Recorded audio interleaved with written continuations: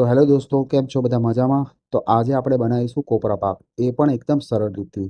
તો અહીંયા આગળ આપણે 4 ઇન્ગ્રીડિયન્ટ્સ લઈ લીધા છે. પહેલું તો છે મોરસ, જેનું માપ આપણે બધું સ્ક્રીન પર લખેલું છે. માવો છે, ઇલાયચી છે અને કોપરાનું છીણ છે.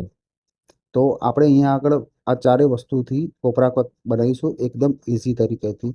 તો વિડીયોને પૂરો જોજો. ચેનલ પર નવા આવ્યા તો સબસ્ક્રાઈબ કરી લેજો, વિડીયોને લાઇક કરી લેજો અને પ્યારીની એક કમેન્ટ કરી લેજો અને બને ત્યાં સુધી વિડીયોને શેર કરજો. તો સૌથી પહેલાં કઢાઈ ગરમ કરવાની છે. એની અંદર આપણે આ જે 250 ગ્રામ મોરસ હતી એ અંદર નાખી દેવાની છે અને થોડું પાણી નાખવાનું છે. મોરસ ડૂબી જાય એટલું પાણી નાખવાનું છે. સિમ્પલ ભાષામાં કહીએ તો આપણે આની ચાસણી બનાવવાની છે, પણ થોડી ઘટ બનાવવાની છે. તો મોરસ ડૂબી જાય એટલું જ પાણી નાખવું, એનાથી વધારે ના નાખવું. તો હવે એને ગરમ થવા દેવાનું છે અને પછી એને ધીમે ધીમે હલાવતું રહેવાનું છે જ્યાં સુધી મોરસની ચાસણી ના બની જાય.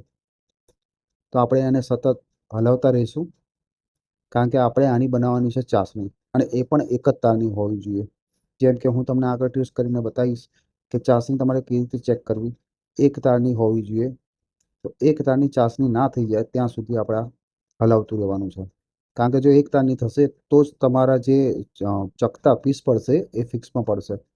તો આની અંદર આપણે ચાસણીની અંદર જ આપણે કલર ઉમેરી દઈશું, જે યલો કલરનું છે. તમારે જે ના ઉમેરવો હોય, વ્હાઈટ બનાવવું તો પણ બનાવી શકો છો. અહીંયા અમે યલો ઉમેર્યું છે. તો ઇડેબલ કલર નાખીને આપણે એને થોડું ઘણું હલાવીશું. હવે જો અહીંયા આપણે એક તારની ચાસણી થઈ ગઈ છે. તો ચાસણી આપણી ઓકે થઈ ગઈ છે. તો ચાલુ ગેસમાં જ આપણે આ જેટલો માવો છે એ બધો માવો નાખી દઈશું. માવો નાખતાની સાથે તમારે એક વસ્તુ જરૂર યાદ રાખવાનું છે કે આની અંદર જે ગઠ્ઠા પડે, ગઠ્ઠા ના પડવા જોઈએ. એના માટે આપણે આને સદંતર હલાવવું પડશે, જ્યાં સુધી એક ગઠ્ઠા જે છે એ છૂટા ના પડી જાય. બિલકુલ દાણા દાણા થઈ જવા જોઈએ, એનું ખાસ ધ્યાન રાખજો. તો અહીંયા લગભગ 5 થી 10 મિનિટ અમે હલાવ્યું છે, ત્યારે જઈને આ ગઠ્ઠા જે છે એ છૂટા પડે છે. તો આપણે તેને ત્યાં સુધી હલાવી દઈશું. હવે આખો પ્રોસેસ બતાવવા જઈએ તો વિડીયો બહુ લાંબો થઈ જાય, એના માટે મેં તમને શોર્ટમાં બતાવી દીધું. હવે આની ઉપર આપણે ઇલાયચીનો જે ભૂક્કો હતો એ નાખી દીધો છે. હવે આનું માપ જે છે, જેટલાનું બધાનું માપ છે એ આપણે બધું સ્ક્રીન પર લખેલું છે, ત્યાંથી તમે જોઈ લેજો. મોરસ કેટલી, છીણ કેટલી, માવો કેટલો, તેનું બધું માપ આપણે વિડીયોની અંદર બતાવેલું છે, નીચે લખેલું જ છે. તો આને બરાબર હલાવી લઈશું કે ઇલાયચીનો ફ્લેવર જે છે એ બધું અંદર પડી જાય. અને હવે વારો છે કોપરાની છીણનો, જે મેન પાર્ટ છે આના માટે. તો આપણે કોપરા પાક માટે જેટલું બી છીણેલું એ બધું આપણે આની અંદર નાખી દઈશું. તમે ચાહો તો માર્કેટથી તૈયાર બી છીણ લાવી શકો છો, યા પછી ઘરે પણ બનાવી શકો છો. બહુ પ્રાઇઝમાં ફરક નહીં હોતો. તો છીણ જે છે એ ઇઝી પડે છે. તો આને બરાબર હલાવી નાખીશું, બધો મસાલો અંદર ભેગો થઈ જાય.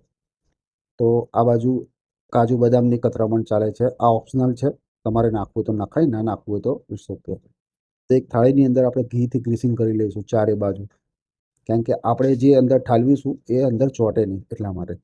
તો કોપરા પાક આપણે ગરમ ગરમ જ અંદર ઠાલવી દેવાનો છે. જેમ બને એમ જલ્દી આને સર્વ સીધું કરવાની કોશિશ કરજો, તો તમારા ચકતા જે છે તૂટશે નહીં.